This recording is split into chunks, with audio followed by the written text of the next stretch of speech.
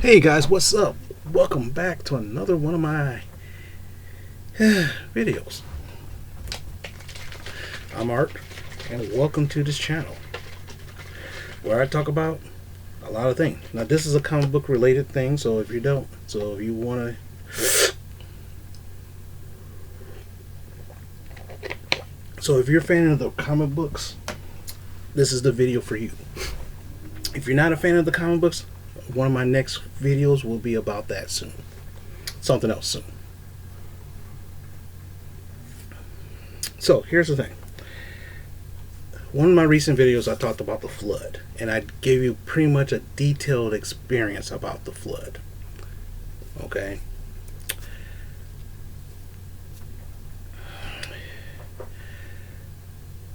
That's as best as I can. Now remember, this happened like in 95 or something like that. 95, between 95 and 97. So I don't, all the details are pretty fuzzy, but pretty much what I said in that video is pretty much the truth, as I can remember it. The bad part about it is all the books are lost. They were bagged, they were polybagged, and they were submerged underwater. 3 feet of water, so for at least a couple days, from what my dad told me. So I don't know. I really don't know. I wasn't there. I had to take his word for it. But anyway, so this is one of the books I thought I lost. It was Wolverine #1. I bought another copy recently. There's a little spine roll here, like back in the 80s. Wolverine is still technically the biggest and the most famous X-Men. This is in actually pretty good condition still, which is I'm surprised. It had the little pin up in the back, little spine roll right there. Now what happened was a lot of my bags that was like in the flood, it was like bagged like this, but they was submerged underwater. Now think about these things they're not airtight. So that's why I said, no. But then again, my dad wasn't going to go through about almost 1,000 comics, try to dry everything out. He wasn't going to do all that. But anyway, so I bought another one of these. Like I said, I bought another one of these recently. That condition is not the best one, but this is the better one of condition. So maybe I might get this something. I don't know yet. Wolverine #2. I think this is the Curse of the Black Blade. This is the newsstand version.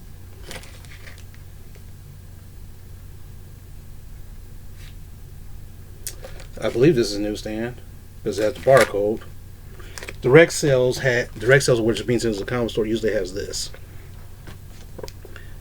Even though sometimes sooner or later they switch to barcodes. Even nowadays, new comics have barcodes because a lot of stores have digital catalog, so that's why.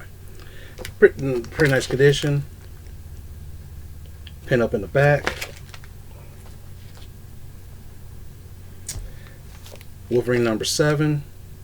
Guess who's that? The Hulk. Why is he gray?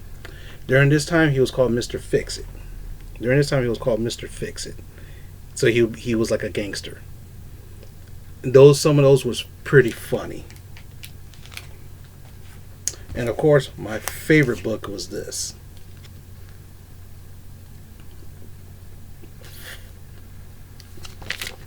Pin up by Rob Liefeld.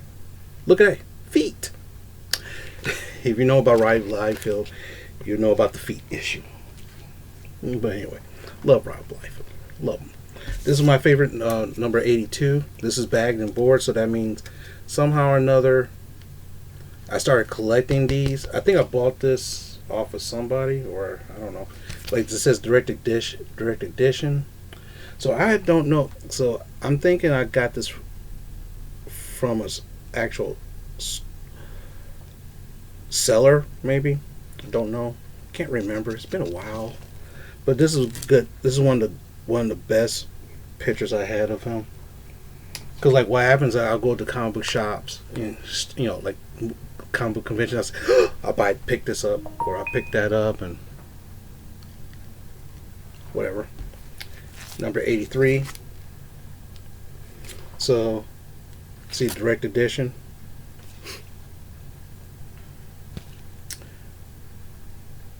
This is when Adam Kubert was doing it, which is really cool.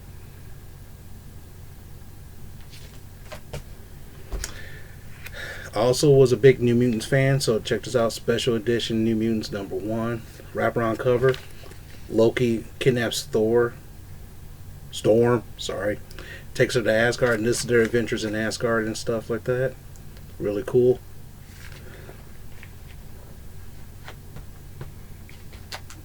Man, this brings back some memory stuff. New Mutants Annual #1.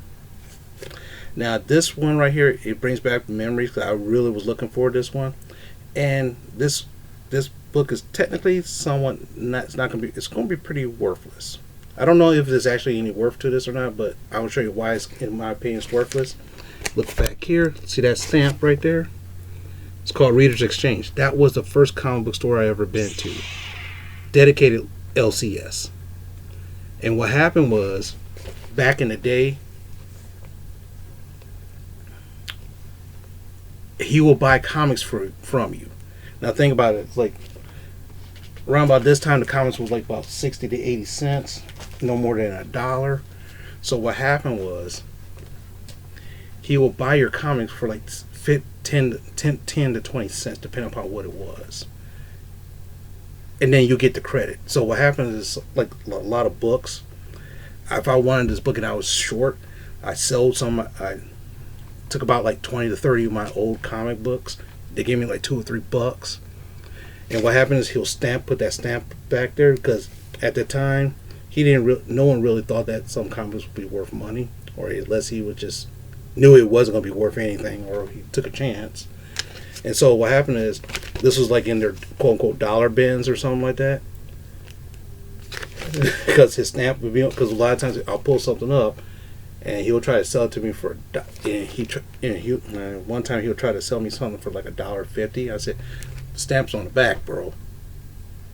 You can't really charge me $1 or something if the stamp's on the back. You're like, yeah, you're right. But you know what? But thing is, he tried to do that to me a couple times. He's a really nice guy, but he was trying to make money, and I understand that. So I probably bought this for $1 regardless, even though the stamp was on the back.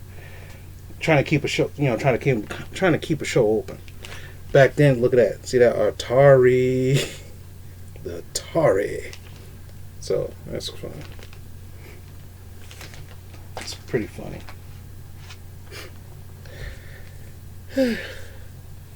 Double size X-Men #50. New Mutants. Whoa, bro. Long day. Double size New Mutants #50. On the back is advertisement for the Marvel Superheroes role-playing game, which I have still. I do have it still. It's in my storage unit. A little bit dusty. I'm going to dust it off soon, just to show it to you. I want to show you some of the stuff that I got in my storage unit. I do want to do that. X-Force was hot back in the day, so I got #3.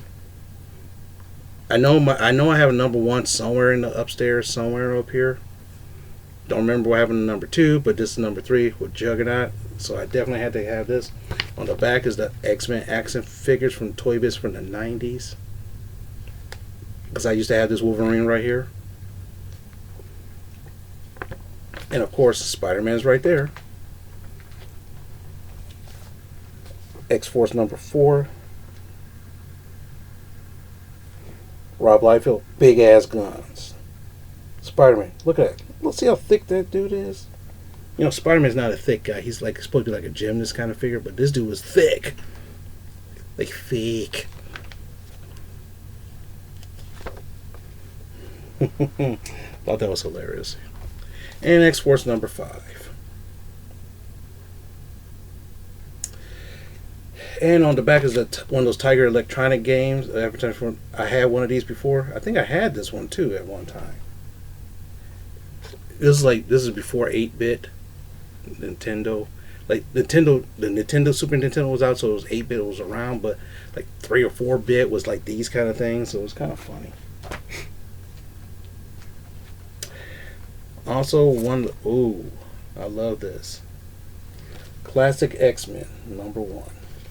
Back in the 80s, see, I remember buying this at 7-Eleven because of the barcode, and this is the only place I found it was in the 7-Eleven. Couldn't tell you the year, but I remember there was a 7-Eleven. What happened was back in the day, to keep interest in certain books, they reprint the classes. They put classic this or this or this, or Marvel like Marvel in the 70s. Marvel Tales reprinted like the old Spider-Man books on the back. Now what happened? This is like half of 2 stories on here. One is the first, like of course X-Men right here. A giant size X-Men, and the other one is something I can't remember. Now this next book right here, I think this book was destroyed in the flood, and I rebought it back, and I bought it back again. And the reason why I say that is because if you notice most of these books, they're not boarded, they're just bagged. Because back then I just bought bags. I never bought the stores. A lot of the stores I went to didn't have boards. It was just bags. Everything was just like all in bags.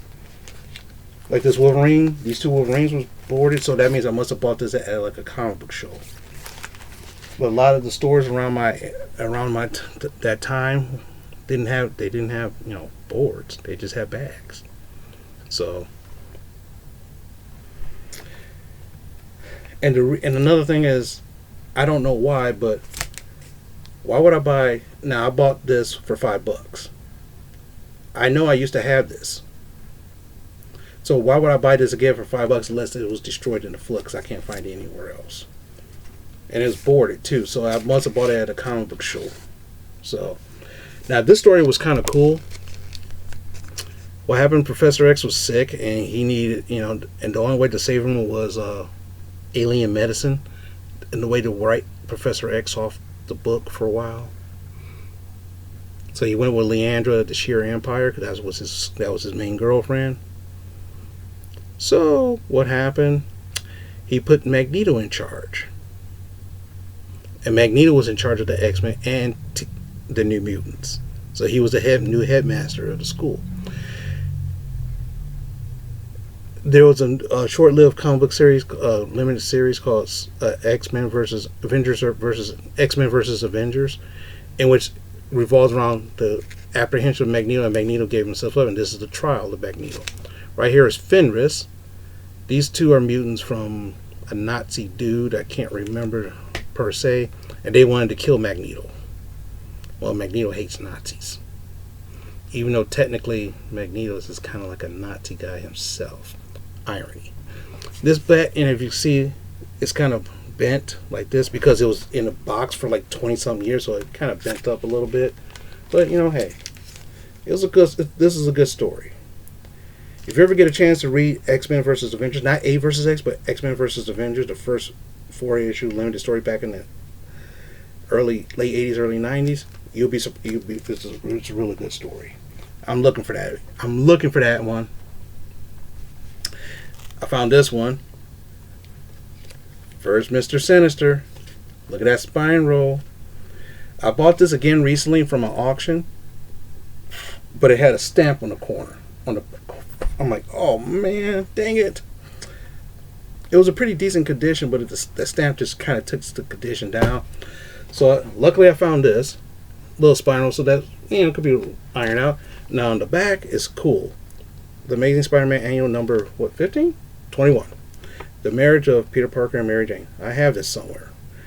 It should be in my garage somewhere. Should be. The only thing I kind of, after all that build up, Marvel was like, superheroes should not have girlfriends and wives and stuff like that. But they left Mr. and Mrs. Fantastic. They left the Mr. Fantastic and Invisible Woman alone. They stay married. Imagine that. Yeah. But anyway, I also showed you about this recently. The first Psylocke. newsstand. I bought this for $1. So I must have bought this at a convention somewhere. So which means I had the original, because I was collecting X-Men significantly, religiously. So I bought this for $1. I can't remember where I bought it, but it was the Acts of Vengeance storyline where villains swapped heroes. So regular villains who always go after certain heroes, they swapped heroes, and it's pretty interesting. So I bought this slabbed recently. I found this. I said, oh, let me pull this one out. This is the next part to it. I love this cover right here. Bought this for $1 as well. So 9 times so what happened was when I first came back from, so I bought this when I first came back from Japan, or I found this at a comic book show and just started spinning back issues galore. And this is the last one of it. The Mandarin, which is cool, versus Wolverine. Awesome. If I remember, awesome story back in the day. Now check this out. Double Dragon from the old school Super Nintendo days. So that is it for some of these books that I've found again. These books right here, they're gonna get bagged and boarded, of course. Gotta do bags, new boards, because these are the ones I like the most. Even though I like all my comics to a certain extent, but these are the ones I like the most. So these are the ones that definitely going to need some bagging and boards, especially new ones, because in a sense you're supposed to replace the bags every few years. I forgot how much. I learned this recently, that every so often you're supposed to replace the bags. Now think about this. To buy 100 bags, it's going to cost you about what, $10? Cost you $10 to $15 maybe, depending on where you buy it at and what kind you buy. So imagine $10. So let's say 100 bags for $10. And you have 1,000 comics. That's $100. They add backing boards to that too. That's $200. What, a year and a half ago, when I bagged and boarded about 500 books, that means I spent about $500 in bags and boards just to bag up those boards and comics that's technically may or may not be worth anything, but that's the love of the hobby. That's the love of the hobby. But anyway, hope you like that. Oh, by the way, low budget comics and stuff. He's been collecting a lot of the Acts of Vengeance tie-ins, Inferno tie-ins, and Fall of the Mutants and stuff like, and Infinity. He's been buying all these tie-ins recently, so good luck on that one. I'm rooting for you to collect every single one. I am rooting for you. Thanks to Tailor Made Man from Reppin, Texas. Thanks to Slide It Up 503 for the same boxes. Shout out to the Comic Vet. Salute you, my northern friend.